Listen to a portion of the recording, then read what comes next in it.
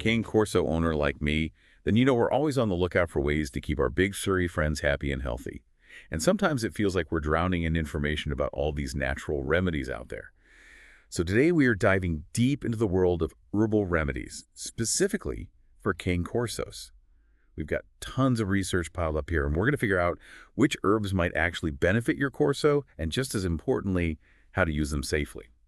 It is really interesting to see more and more Cane Corso owners who are looking for these natural options, to use alongside their vet care. It's really all about giving you more tools, as an owner to support your Corso's well-being. Exactly. And I bet you'd be surprised to learn that some of these remedies are already in your kitchen. For example, did you know that basil, that herb we all use in pasta sauce, can potentially boost your Corso's mood? That's right. Basil has compounds in it like linalool, and some studies actually suggest that it can calm the canine nervous system, and that could mean a more relaxed and maybe even a happier Cane Corso. Okay, so basil for chill vibes. Got it. What else is out there? Well, let's not forget about parsley. It's not just a garnish. It's actually packed with vitamins and minerals that are great for your Corso's overall health. And here's a bonus. Parsley is really good at detoxifying, which can help support their organs. Especially important for bigger dogs like Corsos. So basil for a happy pup, parsley for healthy organs. Yeah. This is awesome. But before we go out and buy every herb we can find, I know there's that big talk to your vet disclaimer. Absolutely. Every dog is different. What works for one Corso might not work for another, especially if they have any health issues or they're on other meds. Your vet can really help you figure out which herbs are safe and good for your dog. Makes total sense. It's all about personalized care, right? Yeah. So speaking of individual needs, let's say your Corso's dealing with joint issues. I mean, we all know that large breed dogs can have those problems because of the extra strain on their joints. What does nature's medicine cabinet have for that? Well, when it comes to joint health, turmeric is a popular choice. It has this compound in it called curcumin, which has anti-inflammatory properties. And when you're talking about joint pain and stiffness, reducing inflammation can make a huge difference. Turmeric, that's interesting. I've heard of it for people, but I had no clue it could be good for dogs too. Yeah. Were we just talking about sprinkling some turmeric on their food? That's one way to do it, but there are actually a bunch of ways to give herbs to your Corso. It's not all about the kibble. You can try teas or topicals or even supplements. It's about finding what works best for both of you and your dog. Okay, so we're not limited to just the food. That opens up a lot of possibilities. But before we get too excited, I'm guessing the dosage is super important, right? We don't want to go overboard. You're totally right. With any new food or supplement, you want to start small and slowly increase the amount. And, keep an eye out for any bad reactions. It's always better to be cautious and work with your vet to figure out the right dose. Low and slow. Got it. So we've talked about some herbs that might be good, the importance of talking to our vet and starting slow with the dosage. But are there any herbs that Cane Corso owners should completely avoid? Are there any that could actually be harmful? Unfortunately, yes. There are some herbs that can be bad for dogs. And some of them are things you probably have in your kitchen right now, like garlic and onions. Wait, really? Garlic and onions. I use those in practically everything. What makes them so bad for dogs? Garlic and onions have compounds that can actually damage their red blood cells, and that can lead to anemia. And here's the thing, it doesn't even have to be a lot. Even a little bit can be toxic over time. Wow, I had no idea. I always thought garlic and onions were okay in moderation. This really shows how important it is to do your research before giving your Corso anything new. Exactly. Knowledge is power when it comes to your Corso's health. It's not just about knowing the good stuff, but also knowing what to avoid completely. Okay, so garlic and onions are a definite no-no. Are there any other herbs we should be careful about? Another one to keep away from is comfrey. People sometimes use it on their skin, but it can be harmful. If dogs eat it, it can hurt their liver. And then there's pennyroyal, which is super toxic and can cause liver failure. So we've got a few herbs on the avoid list now. This is starting to feel a little overwhelming, but I guess that's the whole point of this deep dive, right? To really understand what's safe and what's not. Precisely. It's about, learning so you can make smart decisions about your Corso's health and well-being. Okay, so we've covered some safe herbs, some to stay away from, and really emphasized working with your vet. It's a lot to process, but don't worry, we're not done yet. When we come back, we'll dive deeper into how to tell if an herb is actually working for your Corso and explore some more specific examples. Stay tuned. Sounds good. All right, so we've got our list of good herbs, we've talked to our vets, and we're ready to give this natural stuff a try with our Cane Corsos. But here's the thing that I've been thinking about. How do we actually know if it's working? I mean, our Corsos can't exactly tell us how they're feeling right? That's a great question. It's really all about paying attention to your dog, their behavior, how they're acting overall. They can't talk to us, but they can definitely show us how they're feeling through little signs. And those signs can tell us a lot about how they're doing, if an herb is helping them. Okay, I'm listening. What kind of signs should we be looking for? Like, let's say we're giving our Corso turmeric for their joints. What would tell us that it's actually making a difference? With joint problems, you'd want to see if they're moving around better, if they're more playful, or if they seem less stiff after they've been resting.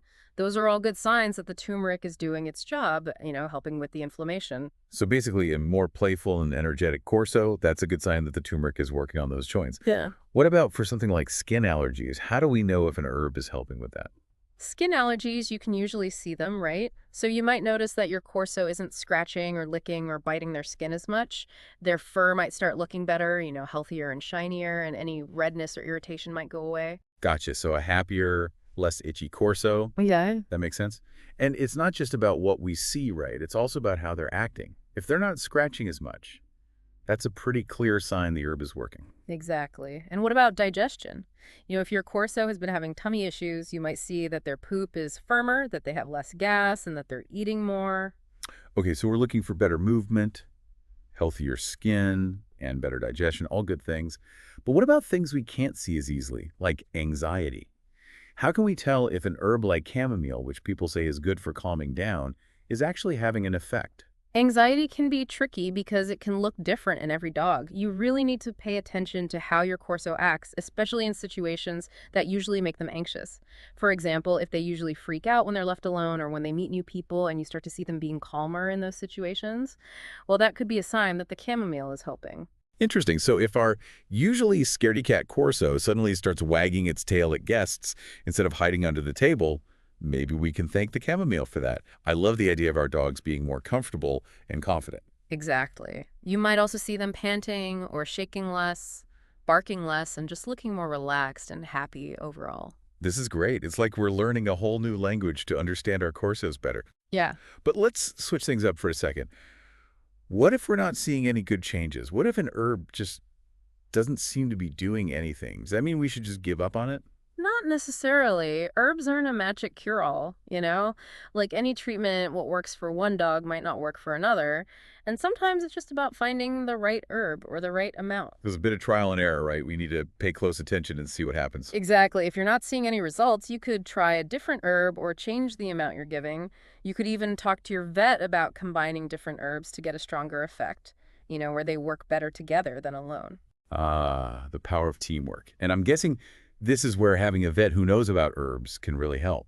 They can help us make those decisions and make sure we're not doing anything risky. Absolutely. It's all about finding that balance, between regular vet care and natural options, working with your vet to create a plan that's good for your Corso. I like that it's like having a whole toolbox full of ways to help our Corsos in the best way possible. Yeah. Now, while we're on the topic of specific herbs, I came across a few more interesting things in our research that I think people would find helpful. Oh, I'm always interested in learning more about herbs. What did you find? Well, remember slippery elm bark? We mentioned earlier that it's good for digestion problems, but did you know that you can also put it on their skin to help with irritations? It's like a 2-for-1 deal. That's right. Slippery elm has this stuff in it called mucilage, which basically creates a protective layer over irritated skin. It's a great example of how versatile some of these herbs can be. That's amazing. And here's another one that surprised me. Apple cider vinegar. The stuff we use for cleaning. It can actually be good for our Corso's skin and coat. You got it. Apple cider vinegar has antifungal and antibacterial properties, which can help keep their skin healthy. It can also help balance the pH of their skin and even make their coat shiny. Just make sure to dilute it properly before putting it on their skin. Okay. I'm definitely adding an apple cider vinegar rinse to my Corso's spa day. It's amazing how many natural remedies are out there just waiting for us to discover them. It really is. And it's not just about treating problems, but also about helping them be healthy naturally. So we've talked about how to tell if an herb is working, what to do if it's not, and even some surprising ways to use everyday things. I'm feeling pretty confident about exploring these herbal remedies for my Corso. But before we wrap up this part, what final thoughts would you like to leave our listeners with?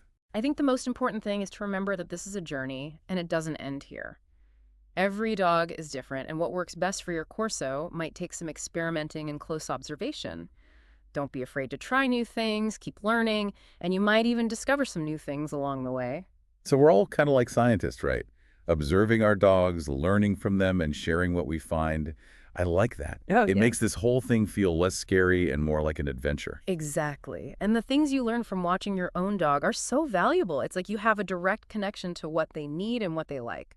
This has been awesome. I feel like we've opened up a whole new world for Cane Corso owners who want to try natural ways to help their furry friends. I agree. It's been great talking about all this with you. And remember, this is just the beginning. There's so much more to learn out there. Well, on that note, we're going to take a quick break, but don't go anywhere. In the last part of our deep dive, we'll be answering your questions and sharing some practical tips for actually giving these herbal remedies to your Corso. Stay tuned.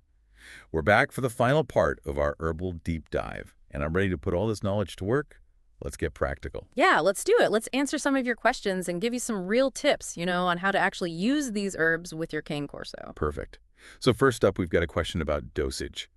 Seems like a lot of people are wondering how much of an herb is safe to give their Cane Corso. That's a really important question, and I get why people are worried about it. But, just like with human medicine, the right dosage depends on a lot of things. The herb itself, how much your dog weighs, their age, their health, and even what form the herb comes in. Like, is it a tea or a capsule? All those things matter. So no easy answers then. Sounds like we need to talk to our vet again, right? Absolutely. A holistic vet or one who knows about herbal medicine can be super helpful. They can help you figure out a safe dosage for your Corso. One that takes into account their specific needs and any other meds they might be on. Personalized care is so important, whether we're talking about us or our furry friends. Okay, next question. This one's about where to find these herbs. Where can we get high-quality herbs for our Cane Corsos? I'm guessing we shouldn't just be picking random plants from the park, right? Definitely not. Just like with our own supplements, quality is really important when it comes to herbs for your dog. Look for brands that are known for making good quality pet herbs and try to choose organic ingredients whenever you can.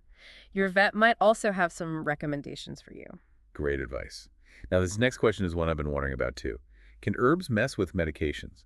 A lot of our Corsos might already be taking meds for other things. What do we need to be careful about? That's such a good question, and it's really important to talk to your vet about it. Some herbs can definitely interact with certain medications. They can either make them stronger or weaker.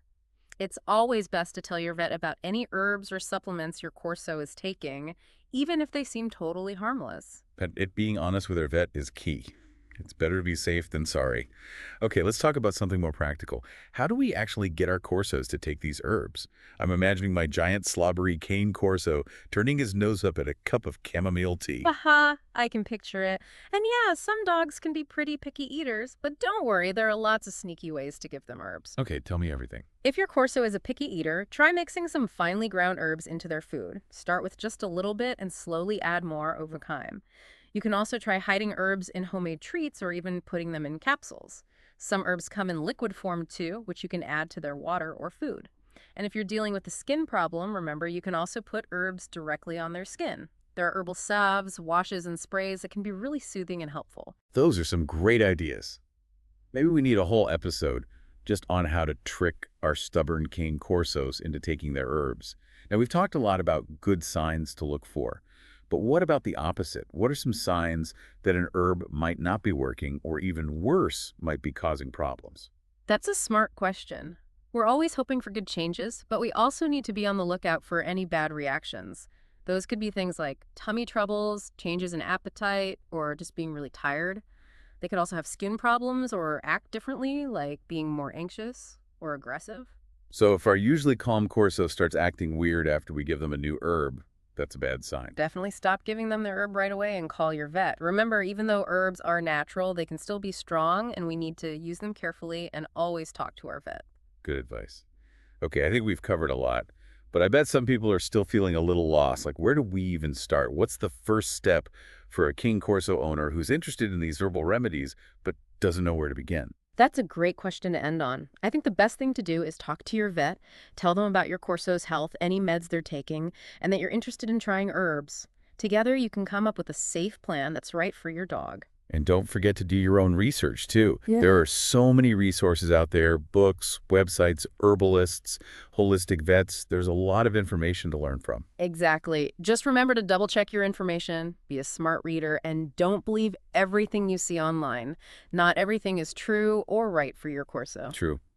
Well, I think we've successfully explored the world of herbal remedies for cane corsos.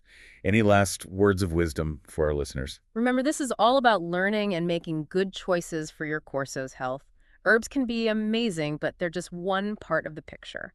The best way to keep your cane Corso happy and healthy is to combine regular vet care, good food, exercise, and most importantly, lots of love. I couldn't agree more. Thanks for joining us on this herbal deep dive, and we'll catch you next time.